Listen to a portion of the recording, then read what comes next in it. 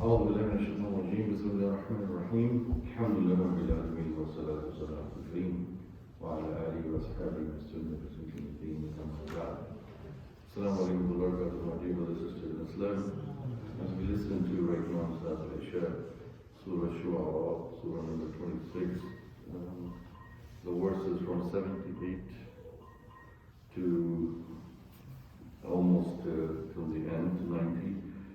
The reason I chose these ayat for today, as Ramadan is coming closer, Ramadan is a month when we renew our faith and we reconnect with Allah subhanahu wa ta'ala. Even the most weakest Muslim in Ramadan, their battery becomes charged, self-started, self-initiated. Someone who doesn't come to the masjid all around the year, for Isha, Fajr, no offense meant for anyone, suddenly they themselves become self-activated. So Ramadan is a month where there is an ingredient for self-initiation of the person to be raghib ila Allah, raghib to Allah, meaning desiring to be closer to Allah. See, human being is made of two things, ruh and jasad, body and soul. Soul's basic desire is spirituality. And in this country you see people talking about spirituality. People who have mental issues, mental health issues, depression, anxiety, panic. They want sukoon, tama'neen. They want... And Allah subhanahu wa ta'ala tells us over here in this passage about the qissa of Sayyidina Ibrahim alayhi. And Allah mentions that Ibrahim alayhi spoke to his father and his family and his tribe and his people. ماذا تعبدون? What are you worshipping? You're worshipping an idol, a statue. And my Lord is the one الذي خلقني فهو يهدين. The ayat we just listened in Surah Shuara. He's talking about Tawheed. And in these ayat there is Tawheed al-Rububiyyah, Tawheed Asma al-Sifat, and Tawheed al-Ibadah. All the three categories of Tawheed are embedded in this passage of Surah Shuara. And the reason Allah subhanahu wa ta'ala is mentioning over here this passage about Ibrahim al-Islam is to comfort Muhammad sallallahu. These ayat were revealed first on who? Muhammad sallallahu. Rasulullah sallallahu was going through a lot of stress, anxiety and tension from the Quraysh. They were giving him a hard time. They were not believing in him. They were mocking at him. They were making fun of him. They were telling him that you are a sha'ir, you are a poet. They said you are a kahin, you are a fortune teller. And they said even you are a sorcerer. So all these things, it takes a toll on your body. Imagine somebody slandering you on your face and saying you are this and you are this and you are this. You get a beating. Your soul gets a beating. So Allah revealed these ayat that, Ya Muhammad, don't be sad, O Muhammad. Look, your father, your great-great-grandfather, Ibrahim al-Islam, went through something even big. His own father, Adam, and his family were engaged in something that he kept counseling and talking to them, they didn't listen. And so then Ibrahim al-Islam counsels them, gives them da'wah, sweet da'wah, polite and kindness. That look, you're worshipping whatever you're worshipping, but look who I worship. I worship Allah, the one who created me. الذي خلقني, and then فهو يهديني. Allah did not just create us in this world and leave us alone. Let's go. This is the dunya, go on your own. No. The moment Allah said to Adam and Hawa, go down to earth, what did Allah say? That passage in Surah Araf mentioned over there about the qissa. Allah said that, there will be hidayah, huda, coming from me to you and your children of Adam. So hold on to the guidance. Point number one, Allah did not desert us. He's our Khaliq, He was our creator, and He created us, and He has made the intizam, He's made the preparation for guidance. Like, when you have samosas and chaat and what over here, somebody must have made some intizam, some preparation for that. Somebody went to the store, bought the samosas, somebody tried to put the tea. Because last time I came here was very delicious. I don't know what's there for today. But I'm just giving an example that somebody has to prepare. And Allah subhanahu wa ta'ala is saying, Ya abdi, O my slave, you're not alone. If I created you, First thing I'm going to give you, before I give you food and drink and everything, look, the first thing he mentioned, alayhi, khalaqani fahuwa yahdeen. Before you need nourishment and food for the body, you need nourishment and food for what? I just told you insan is made up of two things, components. Before the body, you need food for what? The soul, ruh. Ruh needs food, nourishment. And what's the nourishment, nurturing for the ruh? Hidayah, huda. فَمَنْ تَبِعَ هُدَايَ, as the ayah where it says. Why in Ramadan we become so self-charged up? Because the gates of hell are closed, and because we are fasting, so the stomach, the belly is not full. When you have an empty belly, when you have an empty stomach, from the country where I come from, there's a saying, "The peer khali hote to hari hari nahi sochti." Translation, it's a proverbial statement. When your stomach is empty, you will not think of deviant thoughts, entertaining thoughts. Let me enjoy this. Lazza fi hada wa lazza. No, because you're hungry. First thing you need to, when you're hungry, you don't desire lustful, things. Rather, you focus. And that is why in Ramadan, when we focus on Allah subhanahu wa ta'ala, focus on our Khaliq, first thing he says, he guides us. Now, hidayah over here, as the ulama tafsir said, is multiple fold. It's not just the meaning of hidayah, guidance of the truth, la ilaha illallah, but it's also hidayah, facilitation for our worldly matters. Just ask yourself, who took care of our affairs from day one? From the day we were born. Yes, it looks like that our parents took care of us, right? It looks like our parents provided a thing for us. It looks like that the parents took care of our education. It looks like that the parents helped us get up on our feet and we got married and we had a family. But parents were only what? A means. Sabab. Who is the musabbibul asbab? Who is the creator of all means? Allah. Because you think that my parents did everything. I see kids sitting here. You're lucky you have parents alive. What about those kids who have no parents alive?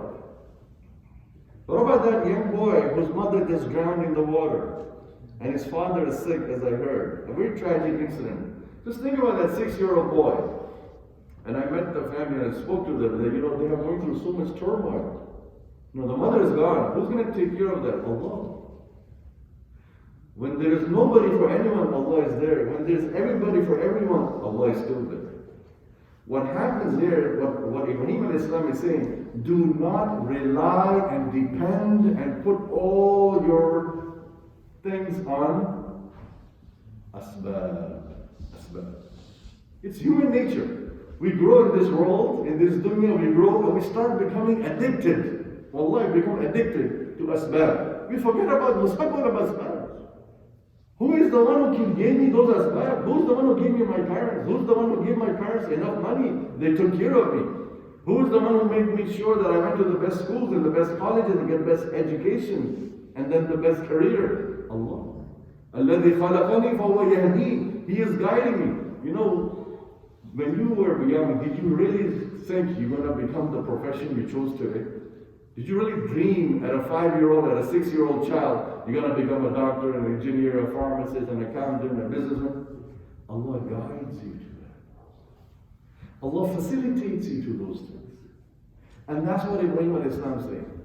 That look, focus and concentrate on Allah, the Khaliq, the guide, al-Hadi, who guides you not just for your akhirah, but guides you in your dunya, who makes you take the choices. Many of us I see over here are immigrants. We were not born in this country. Yes, our children are born here. Those who are immigrants, did you ever think about as a young child that one day your whole family and generation will be living in America?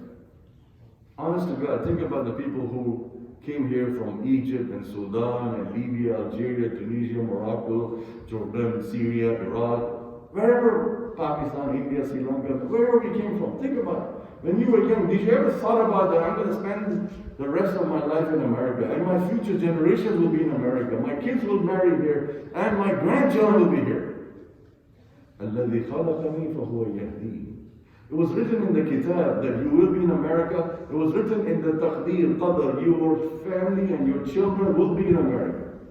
And so you took the steps. Allah didn't bring you here at gunpoint. You took the steps to come to America, and then you settled here, and then you had your kids here, and then your kids grew up here, and now your kids have married them, their kids are there. This is all part of the master plan of Allah. So what we need to do, as Ibrahim is giving the hint here, that we need to have a ta'alluq ma'allah. Ramadan is a month of strengthening our ta'alluq ma'allah, al-ma'iyya ma'allah. If Allah is mine, I have nothing to worry about. You know, people who are in depression and anxiety and all that, yes, we should seek mental help, we should seek medical help and take medication and seek psychiatrists and all that, psychologists, but also we need to remember that Allahu ma'i. If Allah is with me, nothing to worry about. But if Allah is not with me, I have everything to worry about. There are people walking on the face of this earth who have nothing in their mind that Allah is with them. In fact, they don't even worry about Allah. They don't even concern, is Allah with me or not with me?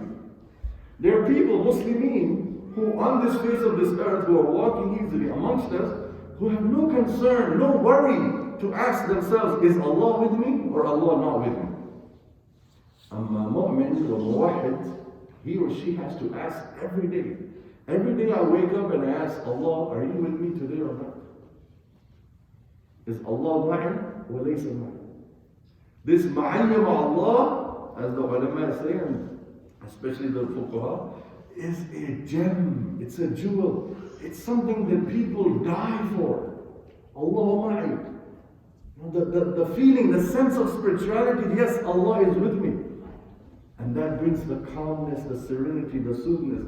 And that's why he says, see, first thing he talks about spirituality and guide. Then he says, وَالَّذِي هُوَ يُطْعِمُنِي وَيَسْقِينِ. Allah is the one who feeds me. Yes, I go myself and buy the groceries. Yes, I go do a job and get a paycheck. I use that money and then buy the milk and the bread. But it's Allah who's feeding me. It's Allah who's having me all the provisions. I cannot rely on the asbab.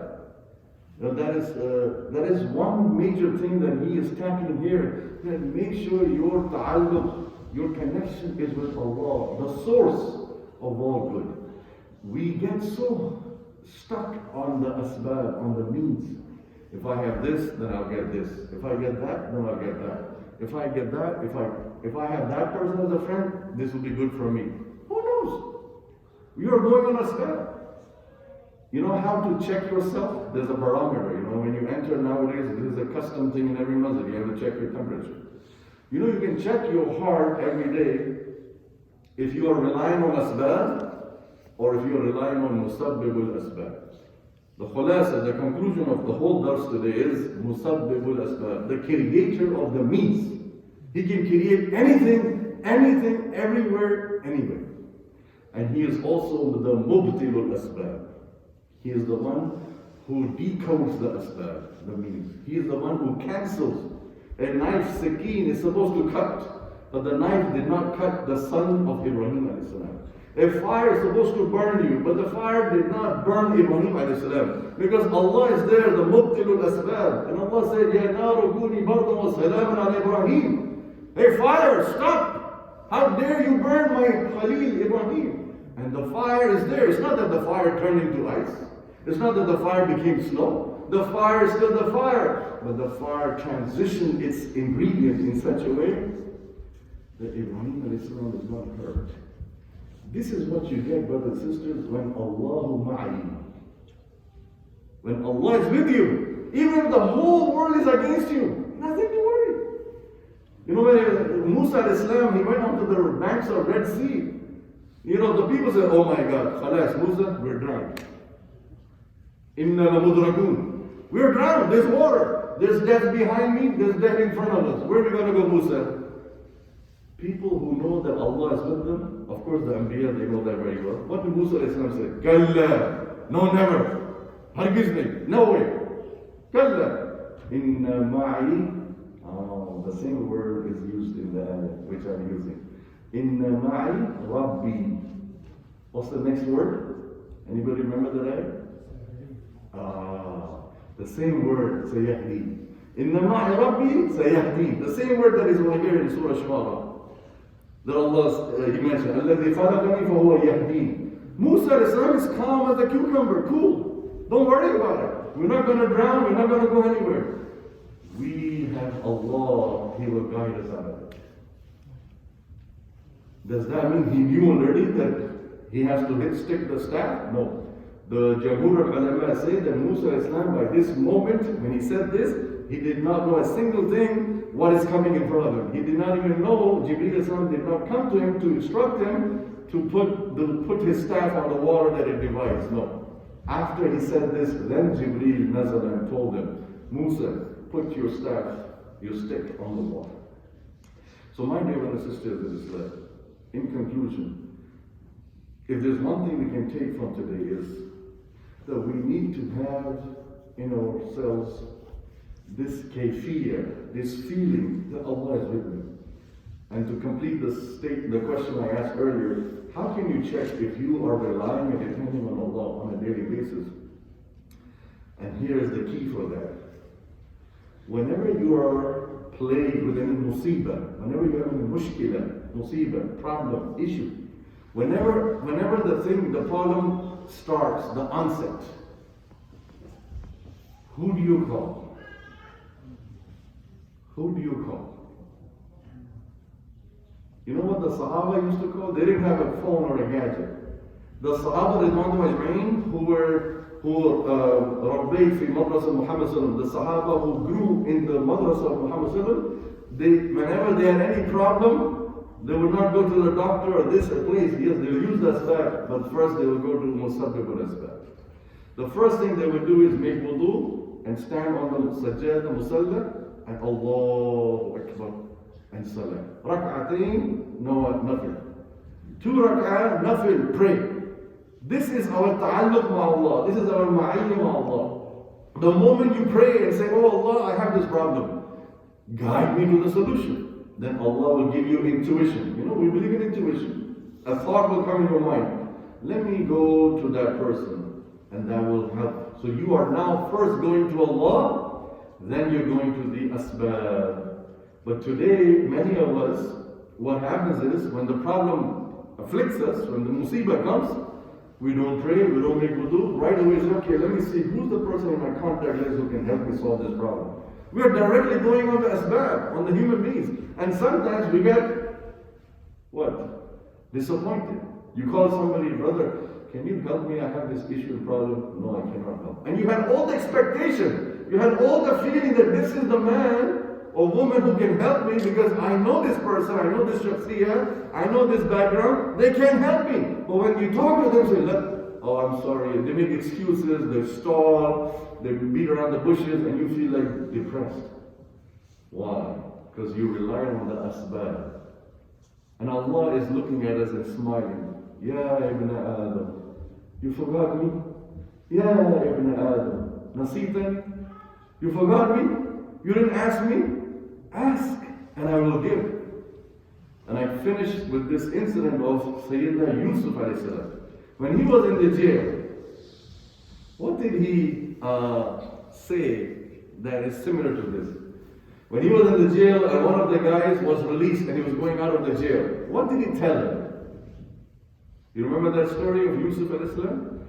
Somebody got freedom and he was going to the palace, to the king Aziz. Yusuf told him when he was leaving, اذكرني عند ربك. Can you mention my name to the king in the palace? Why? So he can release me too. There's a very famous incident, hadith with that. Rasulullah mentioned that Jibreel alayhi salam, Allah sent Jibreel mubashara. Right away Jibreel went to Yusuf alayhi salam. Ya Yusuf, man anqadaka min ikhwatika. O Yusuf, who saved you from your brothers? And Yusuf said, Allah. O Yusuf, man anqadaka min al-bi'r. O Yusuf, who saved you from the well when you were in the depth of nowhere? No way, no solution, no way out in the depth of the well. Who saved you from there, Ya Yusuf? Jibreel alayhi salam. Allah. Ya Yusuf, who saved you from that well and then took you all the way to Egypt? Allah, the caravan. Ya Yusuf, who saved you from the shackles of that lady, Imrat Aziz, Zulayqa, who tried to attack you and do immoral act? Allah. What did I do? Subhanallah. You know that famous long hadith where on Yawm al-Qiyamah people will be going to every prophet and every prophet remember their error or little shortcoming, and they'll say, no, go to the next one, go to the next one. Yusuf will remember this, that in the jail I asked the guy to tell the king, mention me. And he remembered. فَلَبِثَ فِي السِّجْنِ بِضْعَ سِنِينَ. He asked that man, mention my name to the king so I can get released. Allah has put in the ayah that Allah put him in the jail, bid'a sinin, some more years. Meaning, even if prophets of Allah make a small error and shortcoming that they forgot, Allah, as the Musabbul Asbab, they were reprimanded. We, my dear brothers and sisters, have to be, this Ramadan, let us rejoice in this ma'ayyam of Allah. Let us make this connection with Allah. So that this Ramadan is a different Ramadan. From this Shawwal, we are a different spiritual person who all the time and every time asks Allah before anything. When we get in this habit of making rak'atayn nafil for everything that we need, لِكُلِّ هَذَا. You know Salatul Hajj? What's the meaning of Salatul Hajj? The prayer of need. I need anything. Before I go to the asbab, yes, we have to take asbab. I'm not saying that. But before we go to the asbab, we have to go to the musabbib al-asbab. And he will then give us intuition in the brain, where to go, who to talk to, which place to where to reach, so that our problem is solved. May Allah subhanahu wa ta'ala forgive our sins, may Allah forgive our shortcomings. Inshallah, next Monday we'll have another surah, another passage. Until then, Assalamu alaikum wa barakatuh.